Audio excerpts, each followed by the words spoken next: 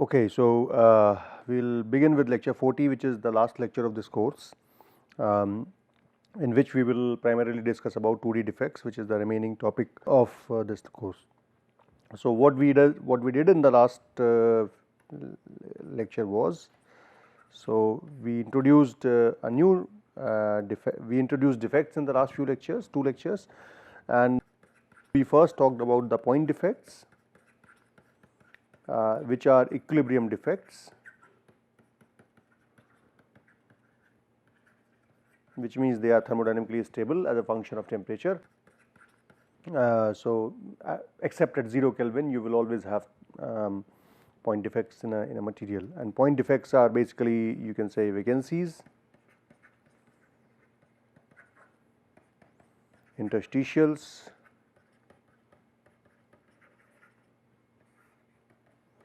substitutional atoms, and so on. So these are primarily 3 point defects that you see in the materials, and the concentration of these point defects varies as a function of temperature. So basically this is the defect formation energy, and higher the defect formation energy, lower is the defect concentration going to be, and which is a function of bond energy typically. So if bond energy, materials with higher bond energy will have lower point defect concentration as compared to materials with lower bond energy, and you can see that it has exponential dependence on temperature, -1/T. So as a result, when temperature increases, the vacancy concentration also increases exponentially. And then second defect that we considered were line defects or 1D defects, and here we looked at edge dislocation and screw dislocation.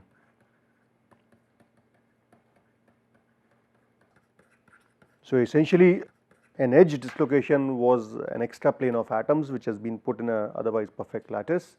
This extra plane of atoms is useful in the sense that it allows the materials to deform. It also creates its own stress fields. There is a tensile and compressive stress field in the 2 parts of the lattice, and the dislocations, this dislocation can be characterized by its own Burgess vector. So if you look at the edge dislocation,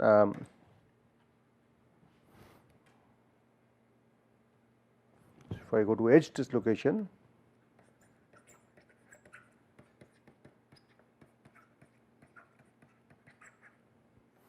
so if you look at the top view of edge dislocation, this is the plane in which you have a dislocation line. This is the dislocation line. So vector is T, okay, this is top view, okay,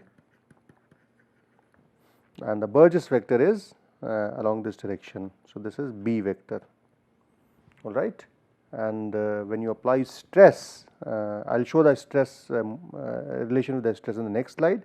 If you look at the side view is something like that. So if this is the crystal, okay, so here you have an extra row of atoms. These are the other rows of atoms.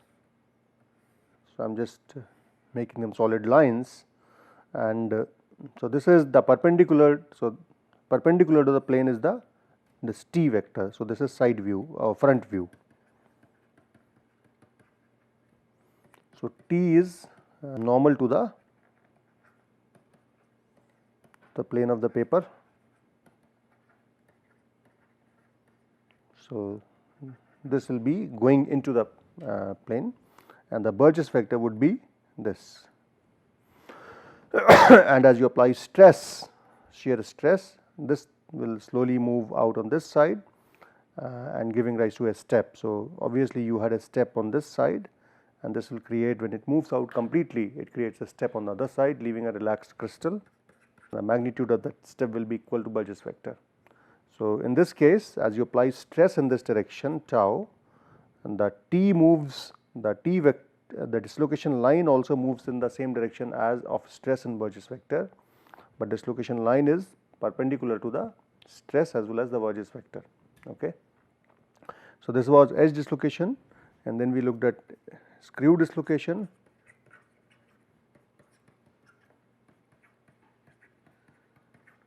which was basically you had, this was one part of the crystal, and the second part of the crystal was slightly sheared with respect to, so sort of sheared in this fashion.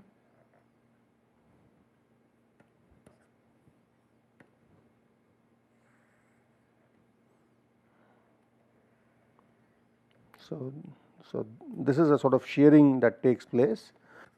So this I can mark this as red. So red one is top part of the crystal, and blue one is the bottom part of the crystal, and top part has sheared with respect to the bottom part with respect to quantity called as by an amount quantity Burgess vector, and this is the dislocation line in this case T, whereas the other part of the crystal is like this. This is the remaining part of the crystal. Okay. So the one half of the crystal has sheared.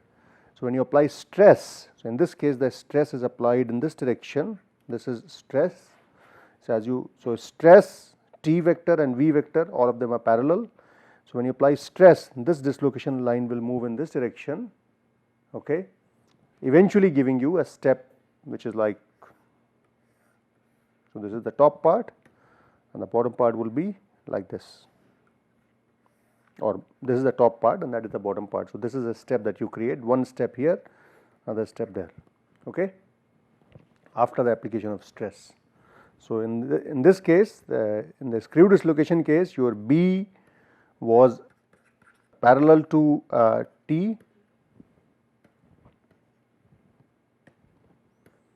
and B was also parallel to tau, and T moves perpendicular to the stress direction, right. Whereas in the previous case, B was perpendicular to T, B was parallel to stress, T was perpendicular to stress, T moves in the direction of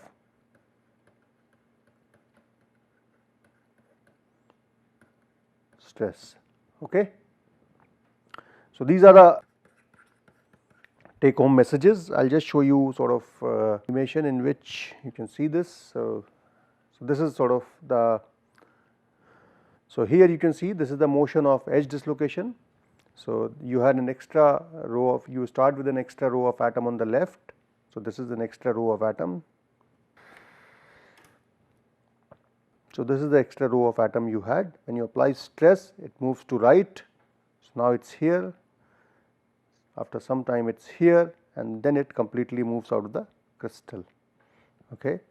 And this is how the edge dislocation moves in this case, and the screw dislocation on the other hand moves in a different manner. So when you apply stress, so this blue, so these blue ones are the stress arrows. So this is the dislocation line, the one in the orange, it moves in this direction, whereas stress is in the it's in this axis. So as you keep applying the stress, the line moves out of the crystal, giving rise to steps which are here. This is one step, this is second step. Somehow the color is not coming very well, but this is how it moves in the screw dislocation. Okay. So this is sort of the summary of two dislocations. In edge dislocation, B is perpendicular to T. In screw dislocation, B is parallel to T. The relationship between line vector and Burgess vector is, in edge dislocation it is perpendicular, in the screw dislocation it is parallel to the, so B and T are perpendicular to each other in edge dislocation, whereas B and T are parallel in screw dislocation. The slip direction, the direction along which dislocation line moves, is parallel to Burgess vector in case of edge dislocation, is parallel to Burgess vector again in screw dislocation. So movement is parallel to Burgess vector in both the cases.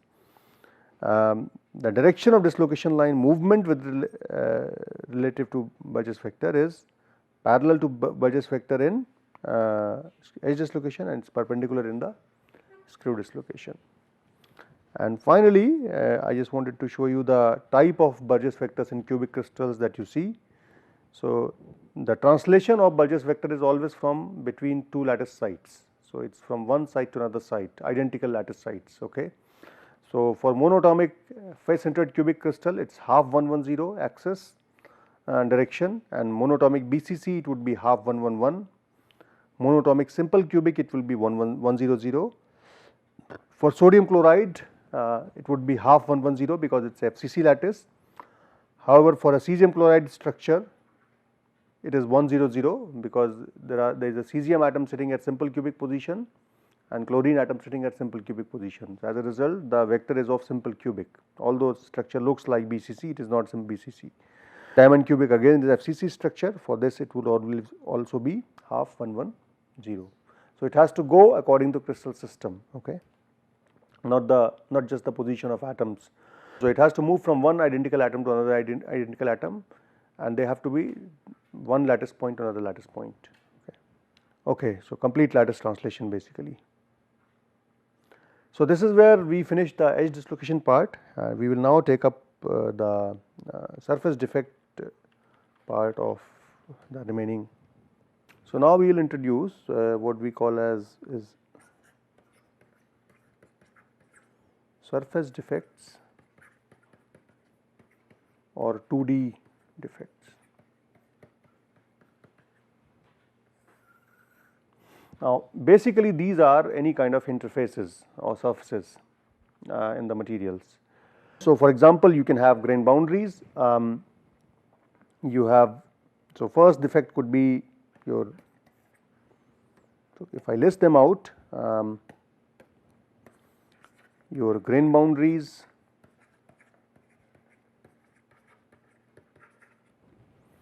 then you can have stacking faults,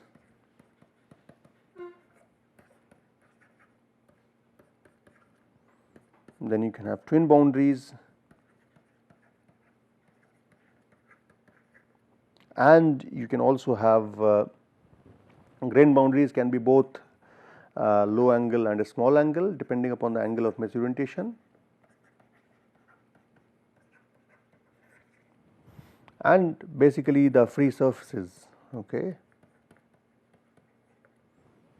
So, and there are many more other examples of, and basically any kind of interfaces. Okay.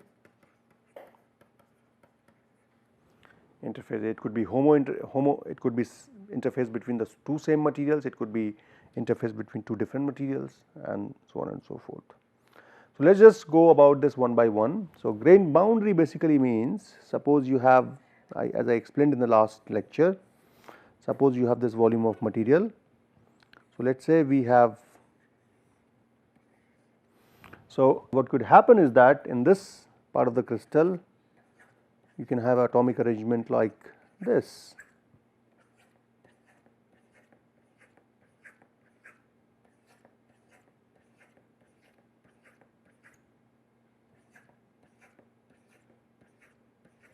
Okay. In the other part of the crystal your atomic arrangement could be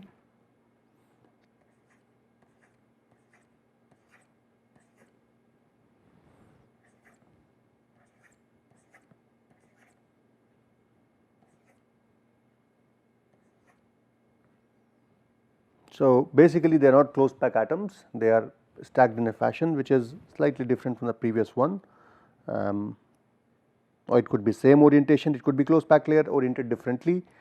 So, this is another kind of orientation, you can have orientation like this.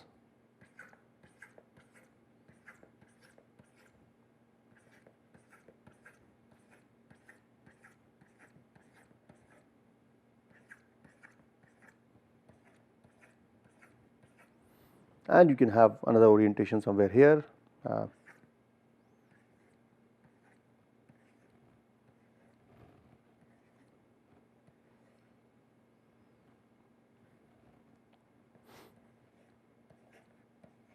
So on and so forth. So, you can see that one, if you take a particular vector. Let us say this is the close path direction in this case. This close path direction in this case lies in this direction. In this region it lies in this direction. In this region it lies in this direction. In this case it may lie in this direction. So, as a result they create boundaries between them, which are the regions of misorientation, where the orientations do not match. So, these are the regions of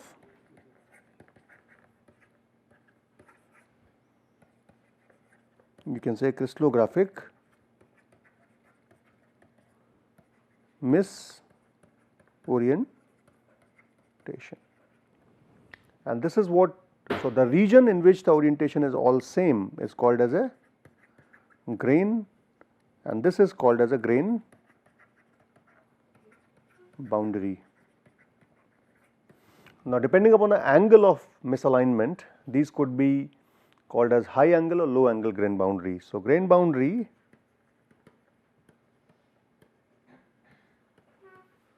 can be further categorized as low angle or high angle. So, if I show you the now images of these two samples. So, this is what it would look like if you look at this image. So, here this is one region in which all the atoms are arranged in one manner. This is another region in which atoms are arranged in another manner, and this is one region, this is atoms are arranged in one particular manner. So, if I take so this is the direction of, let us say, close packed direction within this plane, and this is the direction within this grain, and if I calculate the angle between the two, I get the angle of misorientation. So, you can see that between the grain on the left and the right, the misorientation angle is smaller. So, this is the angle, let us say theta, and between these two. So, if this is grain 1, grain 2 and this is grain 3. So, between grain theta 1 3 is smaller than theta 1 2. If I take the same direction in grain 2 and grain 1 and then calculate the angle, this angle is larger. Okay. So, this grain boundary will be called as high angle grain boundary, this would be called as low angle. I will come to the magnitude in a short while.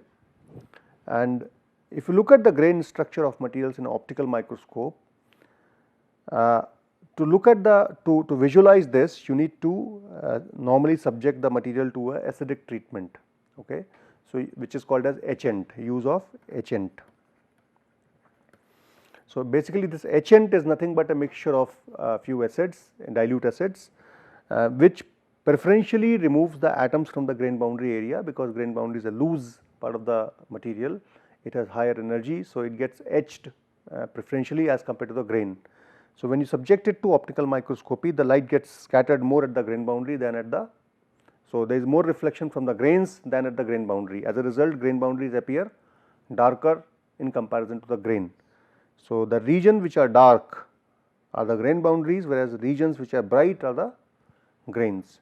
And the grains may also have different color, because different color represents different may represent different phases as well as different orientation of grains. So, depending upon the crystallographic orientation of the plane, the reflectivity of the plane itself may be different. Okay. So, but in a normal optical microscope, you see this black and white contrast. The white ones are typically grains and black ones are the black boundaries are called as the grain boundaries. So, these are grains and these ones are the grain boundaries. Okay. Basically, one uses an etchant to preferentially remove atoms from the grain boundary, and as a result more light is reflected from grains than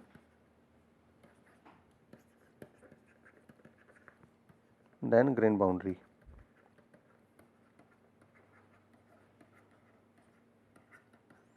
And these grain boundaries are region of misorientation. Basically, they are an interface. So, as a result, every grain boundary is associated with a grain boundary energy. Okay. Energy which is in joules per meter square, gamma GB. Okay. So, typically a higher angle grain boundary will have higher energy as compared to a lower angle grain boundary in the materials. The angle of misorientation between the two is typically about, so the way you define them is if theta misalignment is less than nearly 10 degrees, it is called as low angle grain boundary, and if theta misalignment, I think it is about 9 to 10 degrees, if it is greater than 9 to 10 degrees is called as a high angle grain boundary. Often in many materials, the low angle grain boundary can be viewed as an array of dislocations.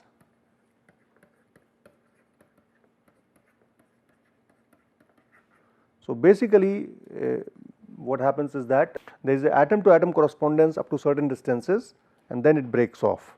So, if I would like to show you an image of that. So, this is how a low angle grain boundary looks like. So, here B is the Burgess vector, H is the height between the distance between two dislocations. So, as if, so this is you can say the grain, so this is number 1 grain, this is number 2 grain, and they are oriented in such a fashion that there is atom to atom contact at various places. Only between the dislocations you seem to have the atom to atom contact missing. So, it is like an array of dislocation, this is like a vertical array of dislocations. Okay. So, they may have some strain at the interface, but atomic density at the interface is higher than the high angle grain boundary. So, this defines the net energy of the low angle, high and low angle grain boundaries. So, these are two energies, these are two grain boundaries that we talked about. Now, the second thing is called as stacking fault.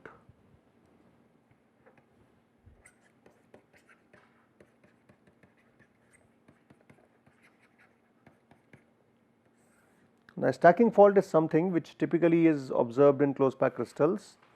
You can say it is typically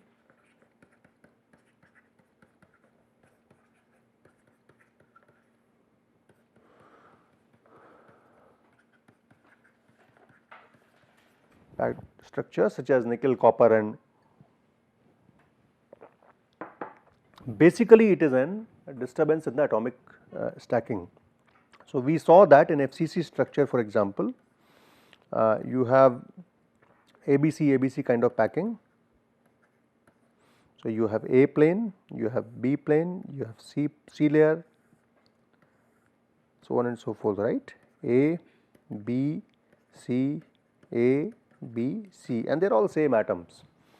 Now, suppose if I introduce a stacking fault, it may appear something like this.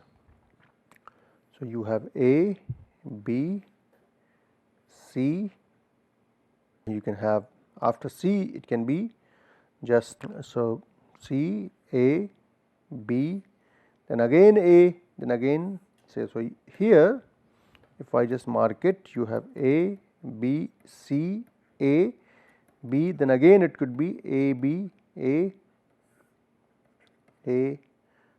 B, before it becomes ABC, ABC again. So, you have this region of the crystal which has different stacking as compared to the previous one. So, here you have ABC, ABC, but you end up having a stacking which is AB, AB kind of stacking in some region of the crystal. So, this is the stacking fault. So, this stacking fault obviously it is again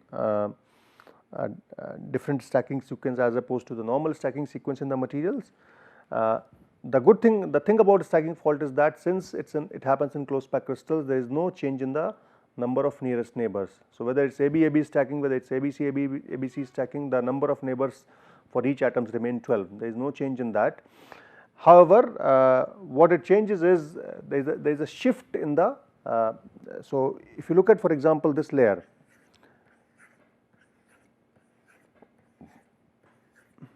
so all right.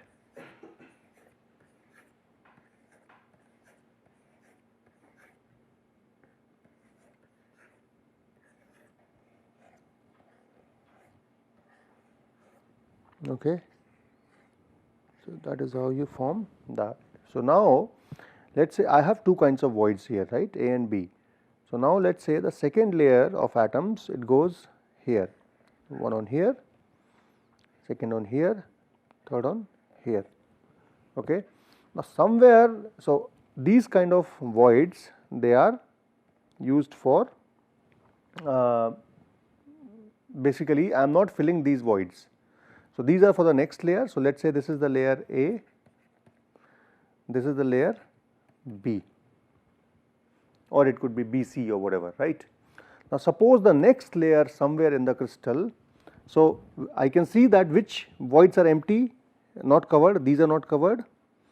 Similarly, you will have these are not covered, these are not covered. Now, somewhere in the crystal, let us say I start having an atom sitting here. So, I can see right now the orientation is 2 atoms up, 1 atom down, and so on and so forth. In this case, the site which I may want to fill is this, this. Okay. Now, you can see what happens between the two of these layers. There is a region of disturbance, right.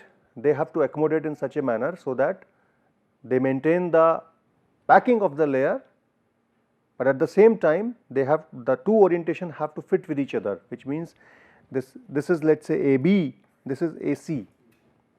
So, AB and AC, so B and C layer, B and C stacking have to accommodate themselves within the same layer. So, as a result there will be a shift in the translation within the layer. So, as a result there is a shift vector. So, basically within a layer you have to identify them using a shift vector. So, if you bring it closer, so this layer will basically get shifted by a vector in the previous layer, in the next layer, and this as a result you need to identify using a shift vector to depict the shift in stacking. Okay. So, you are going from A, B, C, then you have A, B, A, B. Okay. So, the moment you go from A to B, the B is shifted with respect to C layer, right. So, there is a shift vector. So, this shift vector will go from this side to that side. This is the shift vector.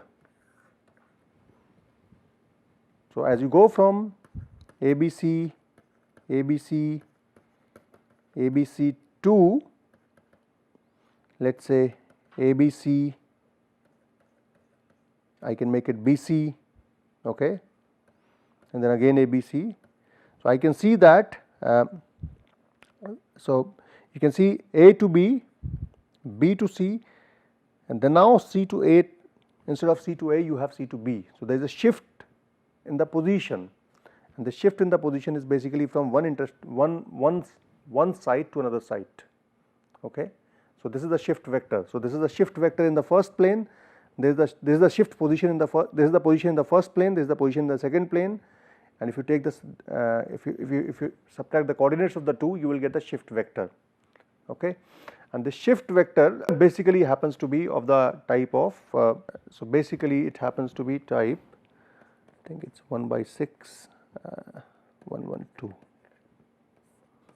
So, essentially what happens here is the full dislocation gets broken into two parts, which is called as partial dislocations. Unfortunately, I cannot go into partial dislocations in this course, but basically one full dislocation which is half 110, gets broken into two dislocations of type half of 211, and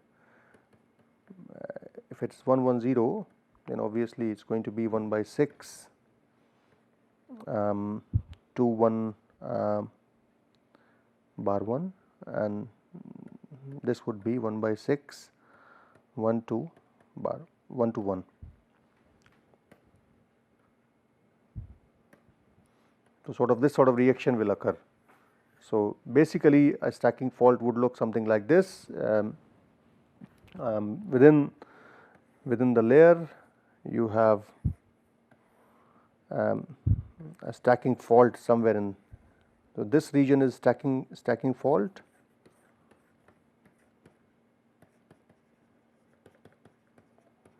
Faulted region, this is unfaulted region, and between the two they have these vectors which are basically partial dislocations which correlate the two regions. So, anyway, this is used for plaster deformation, but I just want to tell you that there is something called as stacking fault in materials which is present, which is useful in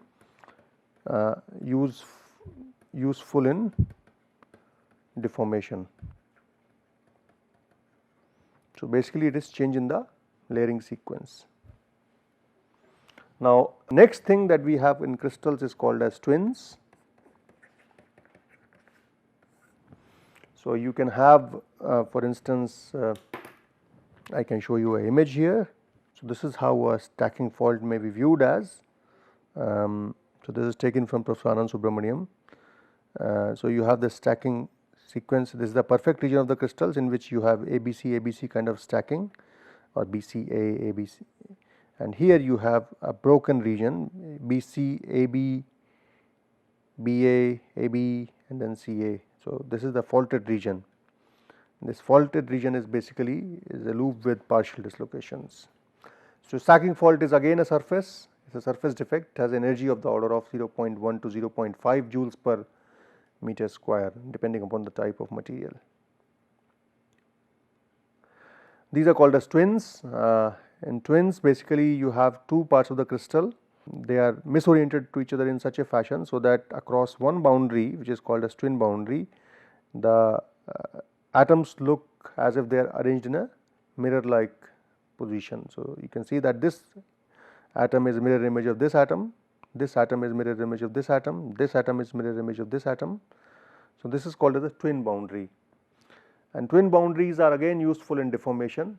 There are two kinds of twins, annealing twins and deformation twins. These boundaries can form as a result of annealing or as a result of deformation in the crystals. Again it is a surface, it has a positive surface energy. So, twin boundaries also have energies. Any kind of 2D defect has a surface energy which is a positive surface energy, whether it is grain boundary, whether it is twin boundary, or whether it is stacking fault. So, these are certain twins you can see within the crystals. So, this is a twin, for example, I think in the brass, it is in the copper sample. So, within the copper sample you can see that this is a twin, and across the twin you have these are the twin boundaries. So, these are the twins, these are twins. So, these are twins basically, they are not very, they can be sharp, they can be because the atomic orientation has to be mirror like, as a result these boundaries are typically quite sharp. Okay. And then we have something called as normal surface, which is basically you can say twin is a mirror like.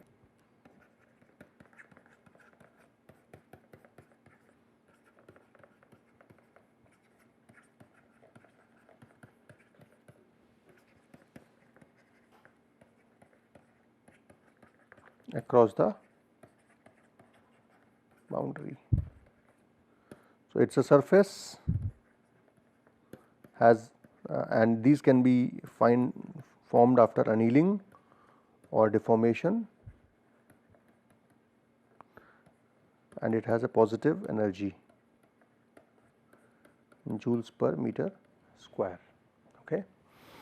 And then finally, we will just look at the surfaces.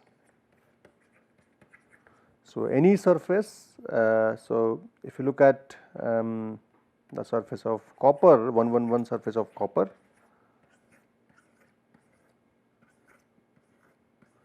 so this 111 surface of copper, each atom has 6 neighbors within the plane, okay. It will have 3 neighbors below the plane, and if it was a next layer present, it will have 3 neighbors out of the plane. But suppose it terminates here, this is the final surface, there is nothing above this, which means the bonds are broken, right, which means the bonds are broken. As a result, there is some positive energy, because creating a surface requires you to break the bonds. As a result, there is a cost to create a surface. So, every surface has a surface energy, okay, because of energy cost to create a surface. As a result, you can calculate the surface energy of a let us say the surface energy gamma s for a surface. It can be calculated, estimated for given surfaces. Now, basically it is related to number of atoms per unit, number of atoms on the surface per unit area, multiplied by how many bonds each atom is making. So, basically you can say it is Nb per atom multiplied by what is the energy of that bond. So, basically gamma b, or we can say Gb, okay.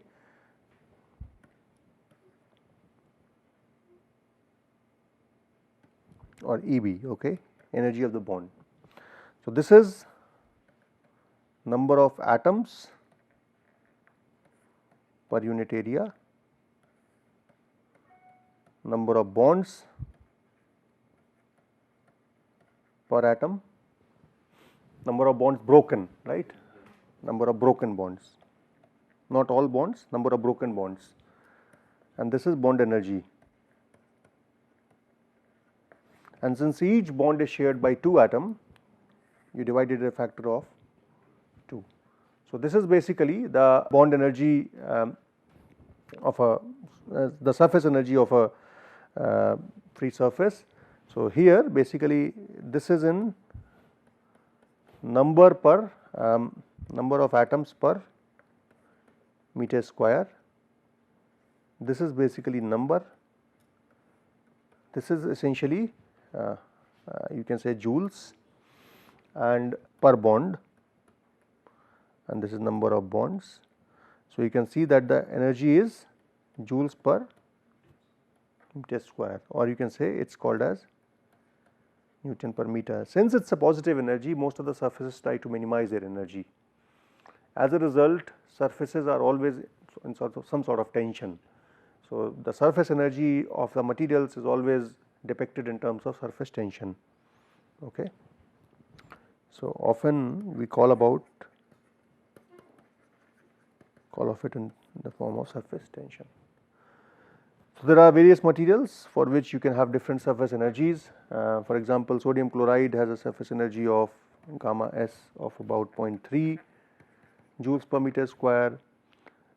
Magnesium oxide has surface energy of 1.2 joules per meter square, whereas silver has a surface energy of 1.14 joules per meter square.